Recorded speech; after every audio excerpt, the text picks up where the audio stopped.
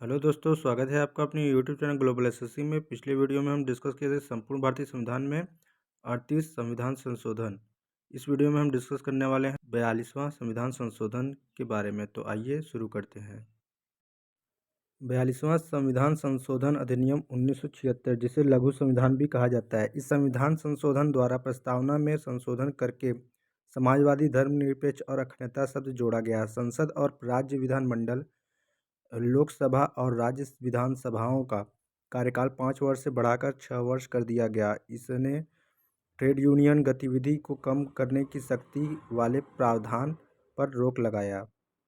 इस संविधान संशोधन द्वारा संवैधानिक संशोधन पर न्यायिक समीक्षा को प्रतिबंधित किया गया।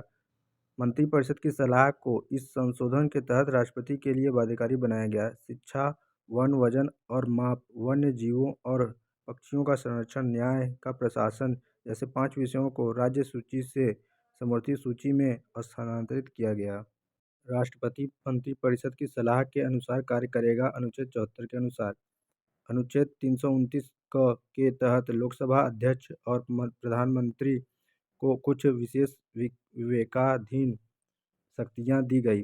दूसरा पॉइंट है न्यायपालिका।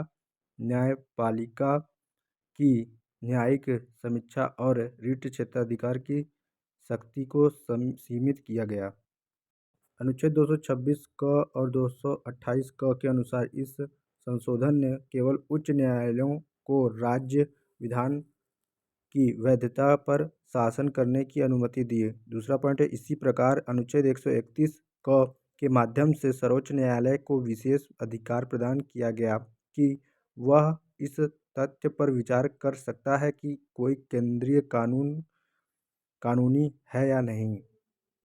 संघवाद। अनुच्छेद 257 क केंद्र को किसी भी राज्य में कानून और व्यवस्था की किसी भी गंभीर स्थिति से निपटने के लिए संघ के किसी भी सशस्त्र बल को तैनात करने में सक्षम बनाने का प्रावधान किया गया। मौलिक अधिकार और निर्देशक सिद्धांत के अनुसार अनुच्छेद 14 और 19 या 31 में निहित मौलिक अधिकारों पर सभी निर्देशक सिद्धांतों को प्रधानता दी गई थी। मौलिक कर्तव्य के अंतर्गत स्वर्ण सिंह समिति की सिफारिशों पर भाग 4A के तहत नागरिकों के लिए मौलिक कर्तव्य अनुच्छेद 51A निर्धारित किए गए।